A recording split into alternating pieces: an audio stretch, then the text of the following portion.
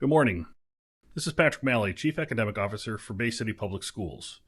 Today I have a brief update on our district's student growth model used for educator evaluations. This model was first introduced to teachers and principals in the fall of 2019, but was not implemented that year due to the emergency closure of schools and evaluation forgiveness from the state of Michigan. While last year, during periods of in-person and remote learning, was not the ideal time to evaluate people on student growth, we appreciate everyone's commitment to completing this work in compliance with state law. This year, we look forward to supporting teachers and principals through the full implementation of the model. At Bay City Public Schools, we believe that job-embedded analysis of student achievement data and the conversations that come with it can be powerful drivers for improving actual outcomes for students. To that end, we've tried our best through our student growth model to leverage the state evaluation requirements to create the types of conversations necessary for promoting positive change in teaching practices that impact learning. The model is fairly straightforward. Teachers are evaluated on their state student growth percentiles and local student learning objectives. Principals are evaluated on the results of these same measures for all students in their school. And district staff, like myself, who are responsible for academics, are evaluated on data for all students in the district. Let's review the process and accountability of our student growth model that was rolled out last fall. Student growth percentiles come from the state. They are only available for students and teachers with 2 or more years of applicable and available state assessment data. We gather and report SGPs using Illuminate. If you have SGP data, those reports will be provided to you and will count as 20% of your year-end evaluation. This table illustrates how SGP scores get translated into effectiveness ratings for teachers that have data. Having a student growth percentile of 50 would mean that students you have taught have demonstrated similar year-over-year growth on their state assessments as half the students across the state. According to state recommendations, this would place you in the effective range for your evaluation on this component.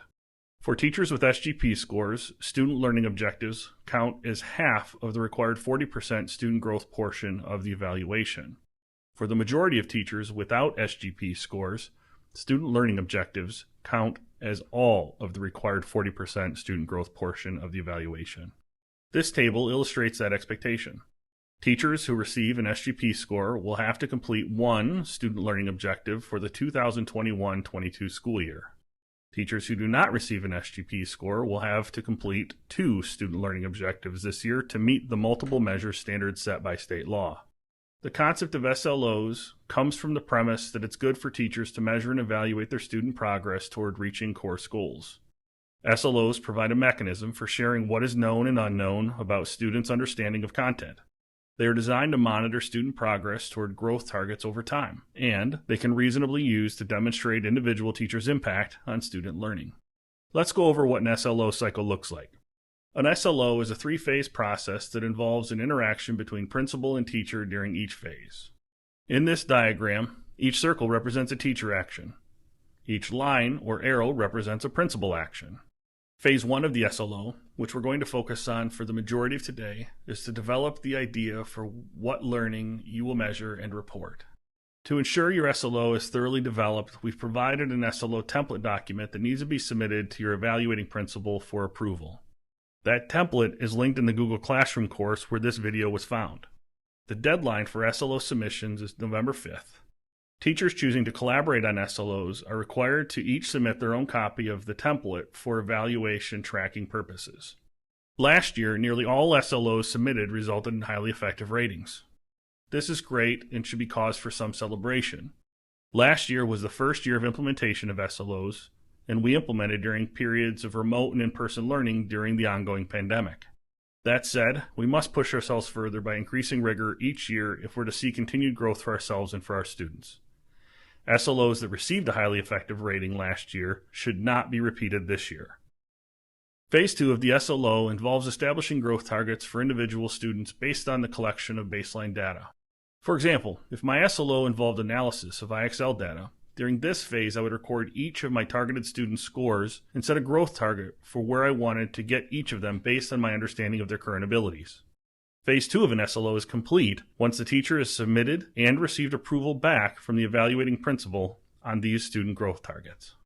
To standardize performance scores for SLOs, we ask that all growth measures be mapped onto a 1 through 4 scale, where 3 indicates the student is proficient at achieving the targeted learning goal. When establishing growth targets for individual students, it is important we maintain a high standard of both rigor and reasonableness to ensure each student has the goal that they can grow into while also being reasonably set to match their ability level and circumstances. For example, if a student demonstrated a baseline score on your SLO measure of 2 and was an above average performing student based on other measures, it would be reasonable and rigorous to set a goal for this student of making it to a 4 by the end of your SLO cycle. As shown in this table, baseline data and growth goals for each student in your targeted group will be recorded in Illuminate DNA. Evaluating principals will be responsible for reviewing and approving the goals that you've set. Once growth targets have been approved, it's time to teach, measure, and record growth in Illuminate DNA using the same standardized scores of 1 through 4 that you use to record your baseline and growth scores. We encourage adding as many measurements of student growth as necessary to demonstrate that each student has met their individual targets, but we do ask for a minimum of 2 measures after the baseline to ensure a standard use of multiple measures. As an example of what this would look like, here's a table showing 6 students. You will see that we've captured their standardized scores for baseline, target, and 2 additional assessments. Of the 6 students in this example, 5 have met their target. This would amount to an 83% success rate for reaching the SLO target. Your evaluation rating will be based on the percentage of students targeted who met or exceeded the growth scores you set for them. In the example from the previous screen, since 83% of students met their target, this individual would receive a highly effective rating for their SLO. Please keep in mind that students can be excluded from calculation and SLO scores for a variety of factors that are outside our control. If you have students in your targeted group that you believe should be excluded from calculations, please submit an exclusion request form to your building administrator for review and approval. Our timeline for SLOs starts today. We ask the teachers submit their completed SLO templates to their evaluating principal for approval by the end of day November 8th so that they can have approval back to you by November 29th. The last day for approving student exclusions is April 30th, but we encourage conversations about exclusions to occur much sooner if possible. All data related to each student should be in Illuminate no later than May 8th so that final reports for evaluations can be completed before the end of the school year. Of course, this district timeline is provided only as a guide. Building principals may need to adjust for special circumstances on their own. Now that we've reviewed the student growth model, please take the next 30 to 45 minutes to review the additional resources linked in the Google Classroom. This is a good time to copy the SLO template, renaming it with your name in the title so that you can find it later today.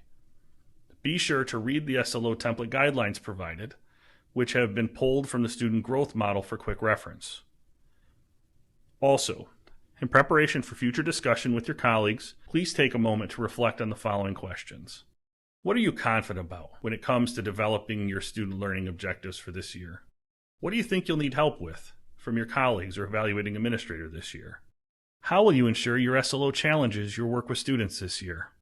Please note your building agenda for meeting times to collaborate further on SLOs. On behalf of everyone in the Office of Teaching and Learning Technology, have a great PD Day.